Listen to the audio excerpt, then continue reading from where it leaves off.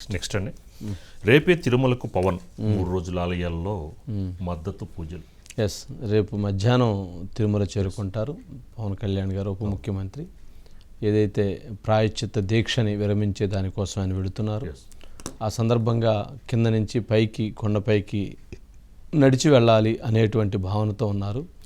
కానీ అక్కడ గనక ఎవరైతే ఆయన అభిమానులు కావచ్చు, లేదా వీళ్ళందరూ ఎవరన్నా వచ్చి అక్కడ గనక పైకి నడవనించేటువంటి పరిస్థితి లేకపోతే, నడిచేటువంటి పరిస్థితి లేకపోతే మాత్రం అప్పుడు బై రోడ్డు పైకి వెళ్ళాలి అనేటువంటి మార్గాన్ని ఈ రెండిటికి చర్చ జరుగుతూ ఉంది.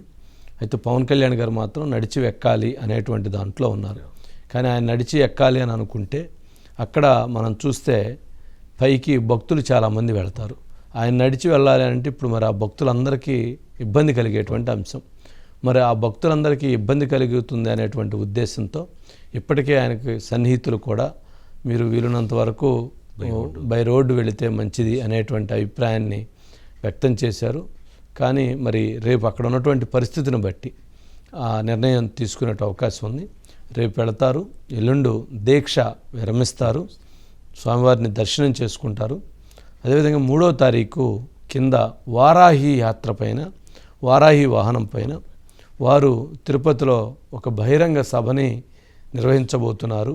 హిందూ ధర్మం, సనాతన ధర్మాన్ని కాపాడటం కోసం ఎటువంటి అంశాలు అవలంబించాలనే విధంగా వారు 3వ తేదీన దీనికి సంబంధించినటువంటి ఒక బహిరంగ సభని నిర్వహించబోతున్నారు. కాబట్టి రేపటి నుంచి 3 రోజుల పాటు తిరుమలలో ఉండబోతున్నారు పవన్ కళ్యాణ్ గారు.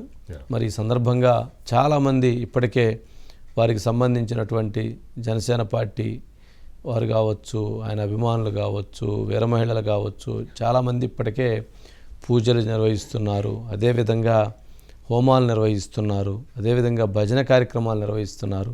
అనేక కార్యక్రమాలని వారు కొనసాగిస్తున్నటువంటి అంశాలని మనం చూస్తూ ఉన్నాం. ఈ సందర్భంగా ఈరోజు ఒక గొప్ప అంశం కూడా చోటు చేసుకుంది. ఎవరైతే ప్రముఖ సంగీత దర్శకులైనటువంటి అందరివాడు అయినటువంటి కీరవాణి గారు ఓం నమో నారాయణ అనేటువంటి ఒక గీతాన్ని వారు ఒకటి రిలీజ్ చేశారు. ఒకసారి దాన్ని ప్లే చేయండి. ఎంత ఓం నమో నారాయణాయ, ఓం నమో నారాయణాయ, ఓం నమో నారాయణాయ, ఓం నమో నారాయణాయ.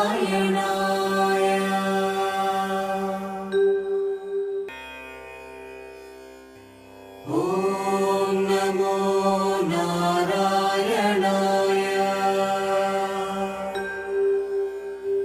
ఓం నమో నారాయణాయ,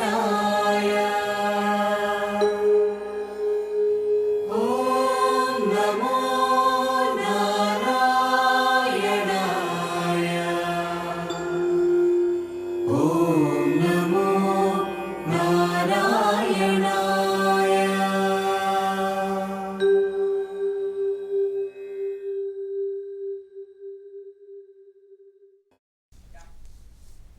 మళ్ళా ఎంత అద్భుతంగా మనం నిజంగా అక్కడే చేశారో ఉన్నామనిపించింది. చూడండి. కీరవాణి గారు నిజంగా వారు ఏదైతే సామాన్య ప్రజలు కూడా వీటికి సంబంధించి అంటే పఠించేందుకు దాన్ని ఉచ్చరించే విధంగా ఒక అద్భుతంగా తీర్చిదిద్దారు. నిజంగా కీరవాణి గారికి, వారి కుటుంబ సభ్యులకి ఆ దేవదేవుని ఆశీస్సులు మాత్రం పూర్తిగా సంపూర్ణంగా ఉంటాయి. నిజంగా అంటే ఏదో ఒక కీరవాణి గారు ఎన్నో సినిమాలకి చేశారు, ఎన్నో కోట్ల రూపాయలు సంపాదించారు, ఎంతో పేరు ప్రఖ్యాతులు సంపాదించారు. కానీ ఇలాంటిది దేవునిది శ్రీనివాసునిది చేయటంతో ఒక మంచి మెసేజ్ని కూడా వారు ఇవ్వగలిగారు. అది పవన్ కళ్యాణ్ గారికి అందజేశారు. పవన్ కళ్యాణ్ గారు దాన్ని ట్వీట్ చేసి వారిని అభినందిస్తూ, వారిని కృతజ్ఞతలు తెలియజేస్తూ వారు ఆ వీడియోని ఈరోజు బయటికి తీసుకురావడం జరిగింది. మరి ఇది ఏదైనా కానీ అందరూ ఎంతో కొంత ఒక వారికి ఉన్నటువంటి ఒక కళ, వారికి ఉన్నటువంటి ఒక నైపుణ్యాన్ని కొంత ఇంటికే కాకుండా సొంతానికే కాకుండా సమాజానికి కొంత సమాజానికి కూడా చేయటం అనేటువంటిది ఎప్పుడూ కూడా అది మంచి విషయం, చరిత్ర గుర్తుంచుకునేటువంటి అంశం. కీరవాణి గారు ఇంకొక 30 ఏళ్ళు 40 ఏళ్ళు ఉంటారని అనుకుందాం. కానీ వారి రూపొందించినటువంటిది కొన్ని వందల సంవత్సరాల పాటు అలా నిక్షిప్తమై ఉంటుంది. ఎప్పుడు ఆ మారుమోగే విధంగా ఆ ప్రజల్లో ఆ దేవదేవుని శ్రీనివాసుని దగ్గర ఉండే విధంగా ఉంటుంది. మరి అది కదా గొప్పతనం. దానికి శభాష్ చెప్పాల్సింది. అన్నమయ్య చిత్రానికి కూడా ఆయనే అది ఎన్నున్నా కానీ వెంకటేశ్వర స్వామి వాళ్ళ నాగబాబు గారు కూడా కామెంట్ చేసినట్టున్నారు. సార్ నాగబాబు గారు కామెంట్ ప్లే చేయండి బయట ప్లీజ్.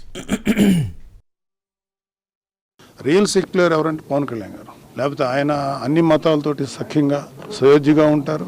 మదర్సాస్కి సపోర్ట్ ఇచ్చారు. వైజాగ్ క్రిస్టియన్ మిషనరీ సంబంధించినటువంటి ల్యాండ్ విషయంలో పోరాడారు. హిందూ ధర్మానికి కొంచెం పోరాడారు.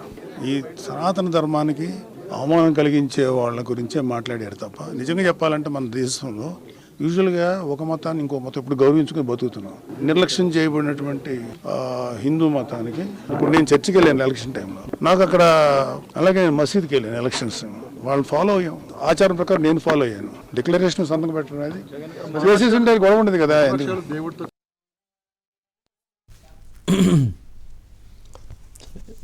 అది Murali Mohan sir good evening. మొత్తానికి గుడ్ ఈవినింగ్. ఏంటి మొత్తానికి ఒక 3 రోజులు అంటే సనాతన ధర్మం గురించి, హిందుత్వం గురించి, వైఎస్ఆర్సీపీ పార్టీ చేసినటువంటి చర్యల గురించి పవన్ కళ్యాణ్ గారు ఏం మాట్లాడబోతున్నారు, ఏం ధ్వజమెత్తబోతున్నారు, ఏ రకమైనటువంటి అంశాలని లేవనెత్తబోతున్నారు అనేటిది బాగా చర్చనీయాంశం అవుతుంది. వైసీపీలో ఉలికిపాటు మొదలవుతున్నట్లుంది. ఏంటి సార్, ఏదైతే రాష్ట్ర డిప్యూటీ సీఎంగా పదవి బాధ్యతలు చేపట్టాక మొదటిసారి తిరుమలకు రాబోతున్నారు పవన్ కళ్యాణ్ గారు. ఏదైతే గత 5 ఏళ్లలో తిరుమల శ్రీవారికి కల్తీ నెయ్యితో అన్నప్రసాదాలు నైవేద్యంగా నివేదించారనే దానిపై చలించినటువంటి డిప్యూటీ సీఎం పవన్ కళ్యాణ్ గారు స్వామివారి దీక్ష కూడా ఊనారు. చేసిన పాపాలని క్షమించమని కూడా ప్రాధేయపడుతూ ఆయన ఏదైతే 11 రోజుల పాటు దీక్ష పూనారు. ఈ దీక్షలో కూడా హిందూ సనాతన ధర్మాన్ని పరిరక్షించాలని చెప్పి ఆయన పూనడంతో పాటు రాష్ట్ర వ్యాప్తంగా ఉన్న శ్రీవారి భక్తులందరూ కూడా ప్రతిరోజు కూడా స్వామివారికి దీపారాధన, అదేవిధంగా అఖండ భజన చేయాలని చెప్పి కూడా పిలుపునిచ్చారు. ఈ నేపథ్యంలో రేపటి నుండి దాదాపు 3 రోజుల పాటు అటు జన సైనికులు, అదేవిధంగా శ్రీవారి భక్తులంతా కూడా ఆలయాలు సందర్శించి అక్కడ దీపారాధన చేయడంతో పాటు 3 రోజుల పాటు భజనలు, ఇతర కార్యక్రమాలు కూడా నిర్వహించేందుకు కూడా సిద్ధం చేసుకున్నామని చెప్పుకొస్తారు. అంటే రేపు మధ్యాహ్నం 4 గంటలకు తిరుపతి రేణిగుంట విమానాశ్రయానికి చేరుకునే విధంగా కూడా షెడ్యూల్ ఖరారైంది. ఈ నేపథ్యంలో రేపు 4 గంటలకు పవన్ కళ్యాణ్ కూడా రేణిగుంట విమానాశ్రయానికి చేరుకుంటారు. అక్కడ నుండి కూడా ఆయన రోడ్డు మార్గాన తిరుపతి అలిపిరి కాడికి చేరుకుంటారు. 4:50 అలిపిరి మార్గం కూడా వీలుంటే సార్, అంటే భక్తుల అధిక రద్దీ సార్, పర్యటాసీనలు కావడంతో తిరుమలకు భక్తుల పోటీ ఎక్కువగా ఉంది. ఈ రోజు కూడా దాదాపు అన్ని కంపార్ట్మెంట్లు నిండుకోవడంతో కూడా భక్తులు అధిక రద్దీ ఉన్న నేపథ్యంలో కూడా వీలుంటే ఆయన నడక మార్గంలో కూడా తిరుమలకు వెళ్లేందుకు కూడా అన్ని సెక్యూరిటీ ఏర్పాట్లు చేస్తారు. ఒకవేళ వీలు కుదరని పక్షంలో కూడా రోడ్డు మార్గాన కూడా ఆయన తిరుమలకి వెళ్ళి రాత్రికి తిరుమలలో బస చేస్తారు. అనంతరం ఎల్లుండి ఉదయం కూడా ఆయన తిరుమల శ్రీవారిని దర్శించుకొని ఏదైతే 11 రోజుల పాటు నిష్ఠగా ఉన్నటువంటి మాల దీక్షను కూడా విరమింపజేసి అక్కడి నుండి కూడా ఆయన దర్శనం చేసుకుంటారు సార్. దర్శనం అనంతరం కూడా తిరుమల కొండపైన ఉన్నటువంటి మాతృశ్రీ తరిగొండ వెంగమామ అన్నప్రసాద కేంద్రానికి వెళ్ళి కూడా అక్కడ భక్తులకు టీటీడీ కల్పిస్తున్నటువంటి అన్నప్రసాదాల నాణ్యత పైన కూడా భక్తులను అడిగి తెలుసుకునేందుకు కూడా ఒక ఫీడ్బ్యాక్ తెలుసుకొని కూడా అక్కడ ఉండే భక్తులతో కూడా మాట్లాడబోతుంటున్నారు. మరోపక్క అనంతరం ఆ నుండి కూడా బయలుదేరి ఏదైతే నారాయణ క్యూ లైన్స్, అదేవిధంగా అక్కడ ఉన్నటువంటి నారాయణగిరి క్యూ షెడ్యూల్లో కూడా భక్తులకు అందిస్తున్నటువంటి ఆహార పానీయాలపైన కూడా భక్తులను అడిగి వివరణ తెలుసుకునే విధంగా కూడా అన్ని ఏర్పాట్లు చేసుకున్నట్టు తెలుస్తుంది సార్. మరోపక్క రేపు రాత్రికి కూడా తిరుమలనే బస్ చేసి ఏదైతే ఎల్లుండి తెల్లారితో కూడా తిరుమలలో కొన్ని పూజా కార్యక్రమాలు, భజన కార్యక్రమాలు నిర్వహించే విధంగా కూడా ఆయన ఏదో కొన్ని ప్లానింగ్స్ అయితే చూసుకున్నారు. అదేవిధంగా ఎల్లుండి సాయంత్రం తిరుపతిలో 5:30 తిరుపతిలో ఒక ప్రాంతంలో కూడా ఏర్పాటు చేసినటువంటి వారాహి సభలో కూడా ఆయన ప్రజలను ఉద్దేశించి ప్రసంగించబోతున్నారు. గత 5 ఏళ్ల పాలనలో వైసీపీ చేసినటువంటి అరాచకాలు, అదేవిధంగా శ్రీవారికి ఇచ్చినటువంటి నైవేద్యం పైన కూడా ఆయన ప్రజలకు వివరించి చెప్పబోతున్నారు. మరోపక్క హిందూ సనాతన ధర్మాన్ని ఏ విధంగా పరిరక్షించుకోవాలనే దానిపైన కూడా ఆయన ఇచ్చే కామెంట్స్ పైన కూడా ఇప్పటికే తిరుపతిగా మొత్తం చుట్టుపక్కల జిల్లాలకు సంబంధించిన వారందరూ కూడా ఎదురు చూస్తున్న పరిస్థితి. 3 రోజుల పర్యటన మొత్తం కూడా షెడ్యూల్ ఖరారు చేసి ఈ షెడ్యూల్లో కూడా ఆయన టైట్ బిజీ షెడ్యూల్ కూడా పెట్టుకున్నట్టు తెలుస్తుంది. ఇవాళ సాయంత్రం ఏదైతే తిరుపతి జనసేనకు సంబంధించినటువంటి నేతలందరూ కూడా తిరుపతిలోని శ్రీ తాతయ్యగుంట గంగమ్మ దేవస్థానంలో కూడా దీపారాధన చేసి పూజా కార్యక్రమాలు నిర్వహించారు. రేపటి రోజున కూడా భక్తి భజనలు కూడా చేసేందుకు కూడా వాళ్ళు ఏర్పాటు చేసుకున్నారు. ఇప్పటికే పవన్ కళ్యాణ్ ఇచ్చిన పిలుపు మేరకు కూడా 3 రోజుల పాటు ఉమ్మడి చిత్తూరు జిల్లాలో అనేక దేవాలయాల్లో దీపారాధన భజనల కార్యక్రమాలు నిర్వహించుకునేందుకు కూడా ఏర్పాట్లు చేసినట్టు కూడా తెలుస్తోంది సార్. Okay right Mohan.